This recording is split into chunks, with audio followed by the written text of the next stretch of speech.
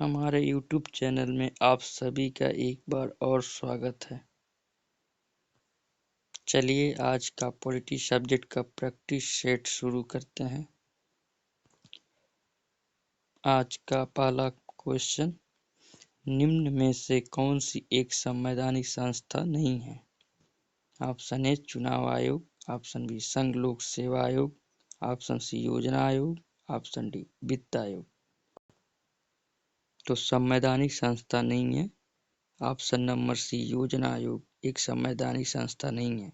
चुनाव आयोग संवैधानिक संस्था है, संघ लोक सेवा आयोग संवैधानिक संस्था है, वित्त आयोग संवैधानिक संस्था है, इसलिए option number C right option. चलिए चलते हैं अगले प्रश्न की ओर। भारत में नागरिकों के मौलिक अधिकारों में संशोधन कौन कर सकता है?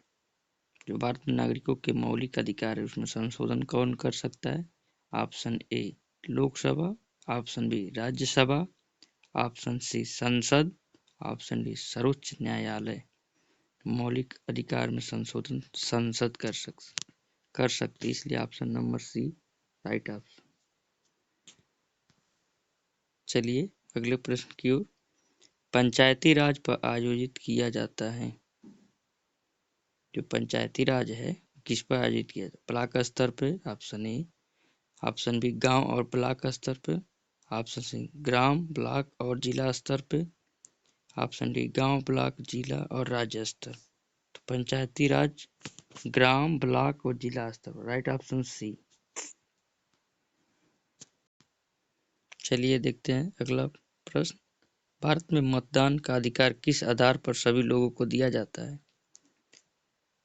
ऑप्शन ए शिक्षा, ऑप्शन बी आयु, ऑप्शन सी संपत्ति, ऑप्शन डी धर्म। तो मतदान का अधिकार आयु के आधार पर दिया जाता है, इसलिए राइट ऑप्शन बी। चलिए चलते हैं अगले प्रश्न की ओर।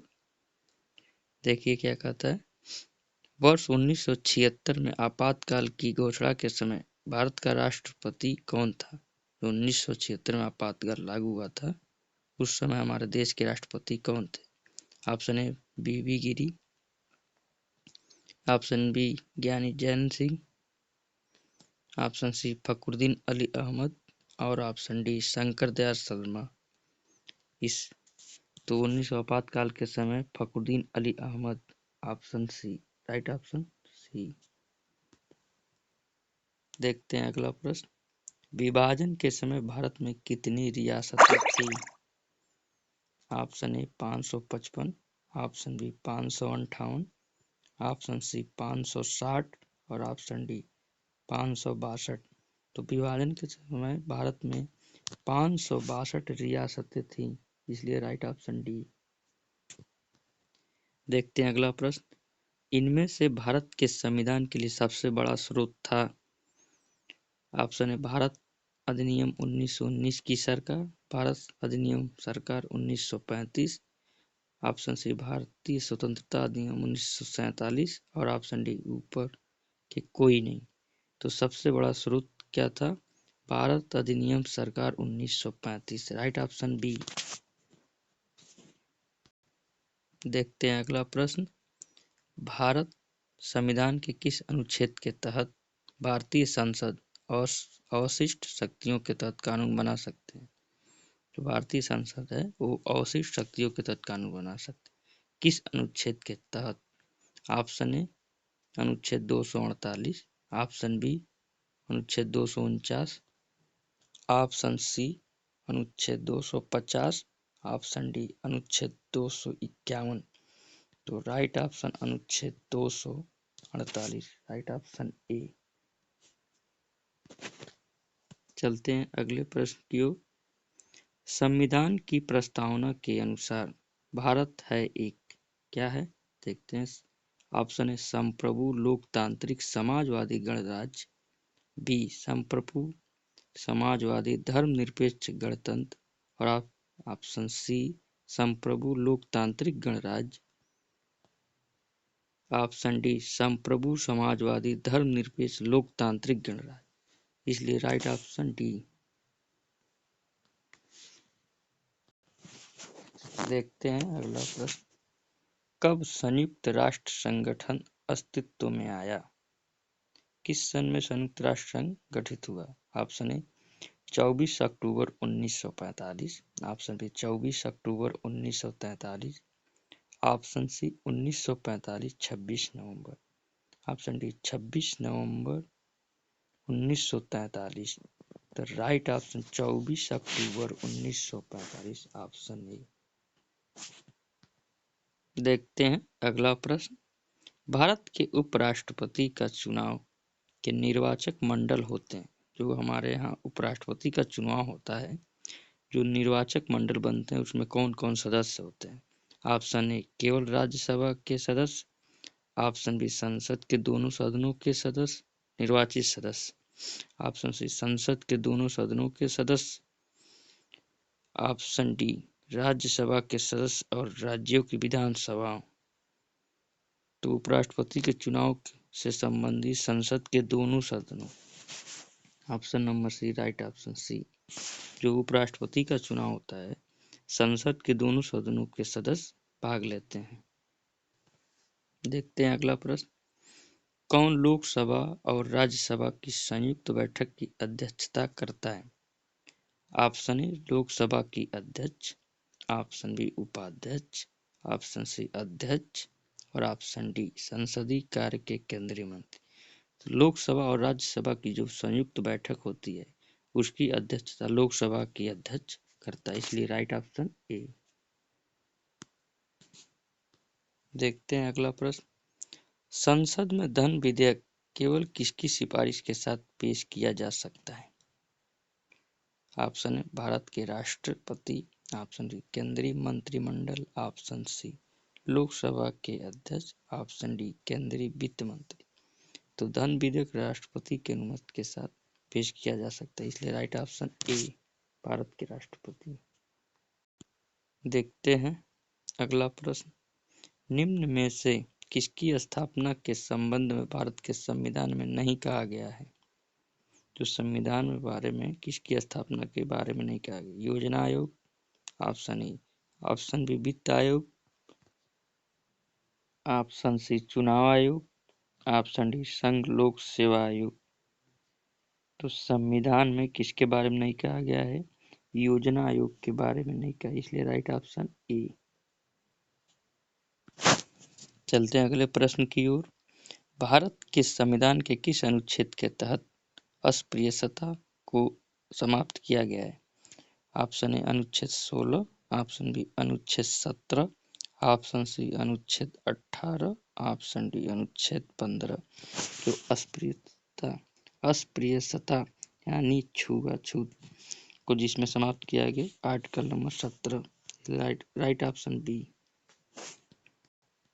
देखते हैं अगला प्रश्न।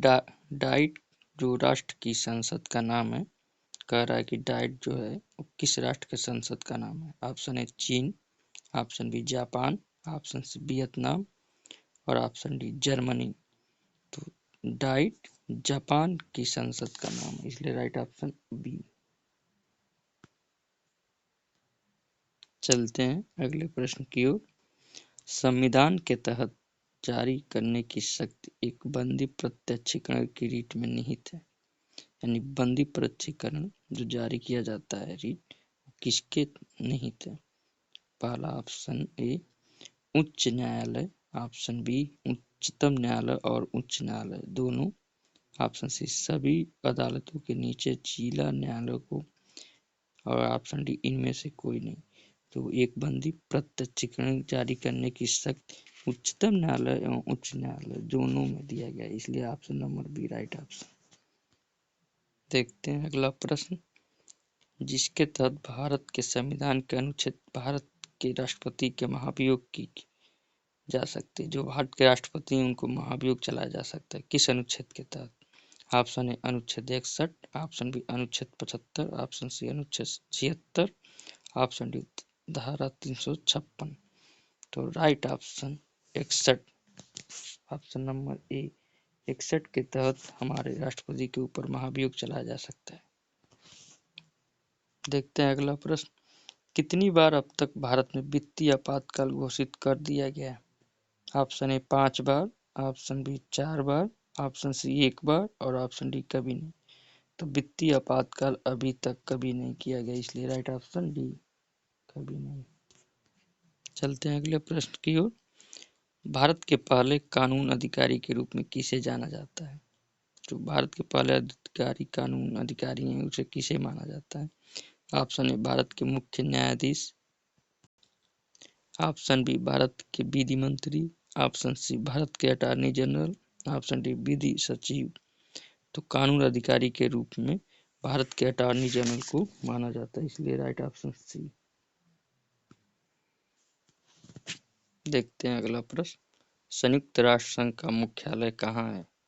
Option A Geneva, option B Hague, option C New York और ऑप्शन डी पेरिस। तो संयुक्त राष्ट्र संघ का मुख्यालय न्यूयॉर्क अमेरिका में, इसलिए राइट ऑप्शन सी। देखते हैं अगला प्रश्न। निम्नलिखित में से किसे संवैधानिक दर्जा प्राप्त है? जो निम्नलिखित 4 ऑप्शन दिया गया है, कौन संवैधानिक दर्जा प्राप्त है? ऑप्शन है वित्त आयोग और चुनाव आयोग, बी योजना आयोग, ऑप्शन सी क्षेत्रीय परिषदें, ऑप्शन डी विश्वविद्यालय अनुदान आयोग। तो संवैधानिक दर्जा किसे प्राप्त है? वित्त आयोग और चुनाव आयोग, option number A right option. चलते हैं अगले प्रश्न की ओर। निम्नलिखित में से किस अधिनियम द्वारा चुनाव सिद्धांत का सूत्रपात किया गया? ऑप्शन है भारतीय परिषद अधिनियम 1866, ऑप्शन बी भारतीय परिषद अधिनियम 1909, ऑप्शन सी भारतीय परिषद अधिनियम 1919, ऑप्शन डी भारतीय परिषद अधिनियम 1892। तो राइट ऑप्शन डी भारतीय परिषद अधिनियम, अधिनियम डी लिखा है 1892, ऑप्शन नंबर ए चुनाव सिद्धांत जो लिया गया 1892। देखते हैं अगला प्रश्न। योजना आयोग को आर्थिक मंत्रिमंडल किसने बताया है? योजना आयोग को आर्थिक मंत्रिमंडल किसने बताया है? Option A PP Agarwal, option B Ashok Chanda, option C Santhanam, option D D R Gadgil. तो आर्थिक मंत्रिमंडल किसने बताया? अशोक चंदा, इसलिए राइट ऑप्शन बी। चलते हैं अगले प्रश्न की ओर। भारत सरकार अधिनियम 1935 की विशेषता क्या है? तो option A Akhil Bharatiya, option B केंद्र स्तर पर द्वैध शासन और प्रांतीय स्वायत्तता, ऑप्शन सी राज्यों में द्वैध शासन की समाप्ति, ऑप्शन डी उपर्युक्त सभी। तो 1935 की विशेषता उपर्युक्त सभी, राइट ऑप्शन डी। देखते हैं अगला प्रश्न। संसद के चुनाव में मतदान का अधिकार है, एक जो हमको मतदान का अधिकार मिला है वो क्या है? एक मौलिक अधिकार, ऑप्शन ए, ऑप्शन बी राजनीतिक अधिकार, ऑप्शन सी कानूनी अधिकार, ऑप्शन डी प्राकृतिक अधिकार। तो मतदान का अधिकार क्या है? एक राजनीतिक अधिकार है, इसलिए राइट ऑप्शन बी। देखते हैं अगला प्रश्न। संविधान में से किस संशोधन द्वारा राष्ट्रपति के लिए पहली बार यह अनिवार्य बनाया गया कि वह मंत्रिपरिषद की सलाह पर काम करेगा? किस संशोधन में कहा गया कि राष्ट्रपति जो है वो मंत्री परिषद की सलाह पर कार्य करेगा? ऑप्शन है 42वां संविधान संशोधन, ऑप्शन बी 24वां संशोधन, ऑप्शन सी 45वां संशोधन, ऑप्शन डी 44वां संशोधन। तो 42वां संविधान संशोधन द्वारा यह अनिवार्य किया गया कि राष्ट्रपति मंत्रिपरिषद की सलाह पर काम करेगा, इसलिए राइट ऑप्शन ए 42वां संविधान संशोधन। चलते हैं अगले प्रश्न की ओर। भारत सरकार अधिनियम 1935 की निम्नलिखित में से कौन सी विशेषता नहीं है? यहाँ नहीं लिखा हुआ है, थोड़ा सा मिस्टेक हो गया है। ऑप्शन है केंद्र में द्वैध शासन प्रणाली, ऑप्शन डी प्रांतों में द्वैध शासन प्रणाली, ऑप्शन सी अखिल भारतीय संघ, ऑप्शन डी प्रांतीय स्वायत्तता। तो 1935 का जो विशेषता है इसमें इनमें से कौन नहीं है? प्रांतों में द्वैध शासन प्रणाली, ऑप्शन नंबर बी। देखते हैं अगला प्रश्न। द्वैध प्रणाली की शुरुआत किस अधिनियम से हुई थी? जो द्वैध प्रणाली की शुरुआत हुई थी किस अधिनियम के? ऑप्शन ए भारतीय परिषद अधिनियम 1909, बी स्वतंत्रता अधिनियम 1947, ऑप्शन सी भारत सरकार अधिनियम 1919, ऑप्शन डी भारत सरकार अधिनियम 1935। तो द्वैध प्रणाली की शुरुआत भारत सरकार अधिनियम 1919 के तहत, इसलिए राइट ऑप्शन सी। देखते हैं आज का लास्ट क्वेश्चन इस प्रैक्टिस सेट का। निम्नलिखित में से किस सिफारिश के बिना अनुदान की मांग नहीं की जा सकती? किसकी सिफारिश के बिना अनुदान की मांग नहीं की जा सकती? ऑप्शन ए राष्ट्रपति, ऑप्शन बी नियंत्रक एवं महालेखा परीक्षक, ऑप्शन सी वित्त मंत्री, ऑप्शन डी प्रधानमंत्री। तो राष्ट्रपति के बिना अनुदान की मांग नहीं की जा सकती, इसलिए option number A right option A राष्ट्रपति। आज का प्रैक्टिस सेट यही होता है समाप्त। मिलते हैं नेक्स्ट वीडियो में। आप सभी का एक बार बहुत बहुत धन्यवाद। नमस्कार।